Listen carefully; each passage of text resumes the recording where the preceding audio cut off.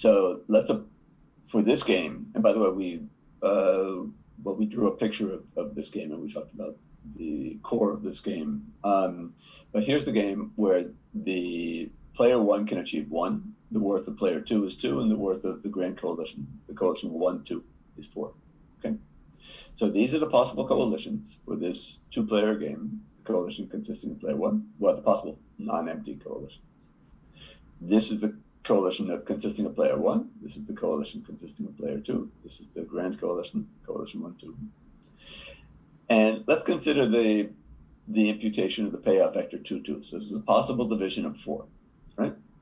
And it's individually rational in that each of these components is at least as big as the individual worths. So here is a suggestion. We're just going to throw this out there, and we're going to consider the excesses at this possible imputation. Okay? So these are going to be the excesses. So first of all, the coalition 1, that on its own it can achieve 1, but here it's being awarded 2, so its excess is -1. Okay, so V of S minus this minus, or well, in this case, V of 1 minus X1 is -1. The coalition 2, V of 2 is 2, and it's being offered 2, so V of 2 minus X2 is 0.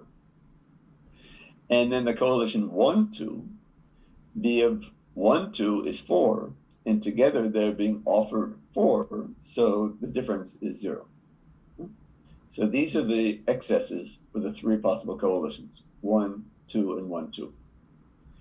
Now we're going to arrange these in decreasing or non-increasing order. So theta of x is going to be, these are the greatest, 0, 0, and then this is the least, so that's -1, right? So in this case, theta of x is equal to the list 0, 0, 1. This is the ordered vector of excesses from top to bottom. Okay? And I claim that this is not equal to the nucleolus. My notation for the nucleolus is eta, the Greek letter eta of V. So this is going to be some specific imputation or some specific payoff vector. And I claim that this, well, actually, that's not really suitable. What I really claim is that this 2, 2 is not eta V. This is not the nucleolus of this game. So in order to establish that, what I have to show is that we can find some other imputation, let's call it x prime for a moment, that when you consider the ordered vector of excesses, it's lexicographically less than 0, 0, -1. So in fact, in this game, the nucleolus, the imputation that minimizes the maximal objection, that lexicographically minimizes the vector of ordered excesses, is 1.5 and 2.5. So let's go through that for a second and see. Okay, so let's suppose that this is x prime, same procedure here, but this is a different imputation. These two add to 4, so, and each is great, at least as big as VI. So this is an imputation. Okay? And so the possible coalitions are 1, 2, and 1, 2. The excesses, so we look at V of S minus the sum of Xi over S, so the aggregate payoff that is being assigned to the coalition S at this recommendation. Okay? So here for player 1, V of 1 was 1, and it's being offered, so to speak, 1.5. So V of 1 minus 1.5 is -0.5. What about for the coalition 2? So its V of 2 is 2, and here it's being offered 2.5. So V of S or V of 2 minus X sub 2 is -0.5. Yes. And for the coalition 1, 2, for the grand coalition, the excess is always 0 because we're looking at imputations, right? So we're always looking for payoff vectors of this form that add up to V of n. So V of n minus the sum of these is always going to be 0. So there's always going to be a 0 associated with the grand coalition. The excess for the grand coalition is always going to be 0. But when we order these in descending order, we get 0, negative 0.5, negative 0.5. There's supposed to be a point in there. Okay. And you'll notice that in this dictionary ordering, in this lexicographic ordering, this is less than this. We compare on the basis of the first number, that's the same. So we move to the second number. This is smaller than this. So this is lexicographically less than this. Yes? Okay. So this is indeed not the nucleolus, or 2 is not the nucleolus, because we found a different payoff vector, a different imputation that yields a smaller vector of ordered excesses according to the lexicographic ordering. Okay. Now, let's go back maybe. I don't know if I can find this quickly. I think I can. Back to this. This was the game. Well, this is a typical 2-player game. We had first looked at the game. I'm not sure what was our first.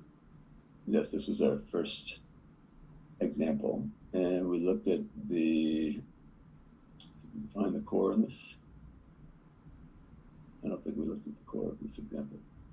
But, oh yes, this was the core of that example. So the core consisted of the payoff vectors that added to 4, such that player 1 received at least 1 and player 2 received at least 2. So this was the core, right? And the nucleolus for this game is 1.5, 2.5. Where is that? Well, that's actually the center of the core in this diagram. That is, we basically, and this might sound familiar, it turns out this is the standard solution to this problem. That is, that each of the players receive their individual worths, and we divide the surplus in half. So in this case, player 1 would receive 1, player 2 would receive 2. Together, that's 3. The surplus is 1, because the worth of the grand coalition is 4. We divide that in half. Each of them gets an additional half. That would yield the payoff vector 1.5, 2.5, which is the center of that region. It's the standard solution.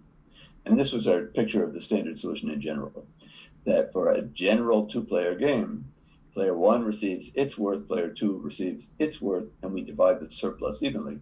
That's the standard solution. So that's the Shapley value for this game. And it also turned out, at least for the numerical example that we just looked at, it turns out that this is also the nucleolus for this game. And I also mentioned that this is such an obvious way of solving cooperative games that it's almost a sort of natural test for how to solve this problem. That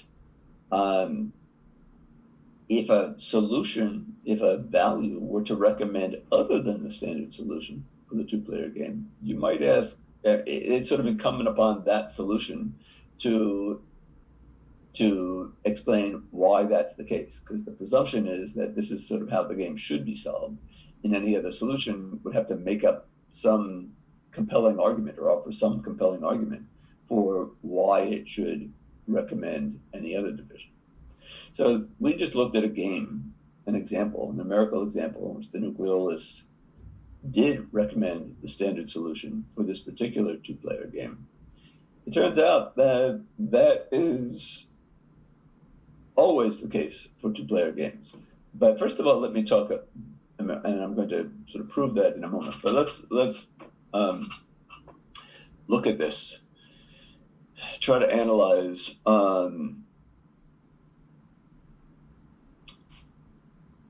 the behavior of the nucleolus a little bit more. Okay, so we have generally and actually this is going to be my proof that the nucleolus recommends the standard solution for a 2-player game. But let's suppose we have a 2-player game and the core is non-empty. Okay, I claim that at the nucleolus, that is, this is the payoff vector that lexicographically minimizes the vector of order excesses. By the way, I suggest that you try saying that over and over to yourself about 100 times, because that's the proper way to say it, but it's difficult to learn that phrasing. So practice it and make sure you understand how the phrasing fits the procedure for defining the nucleolus. It lexicographically minimizes the ordered vector of excesses. Okay? It lexicographically minimizes the vector of ordered excesses. Okay, okay, so let's look at, for this two-player game, what the nucleolus does. Okay.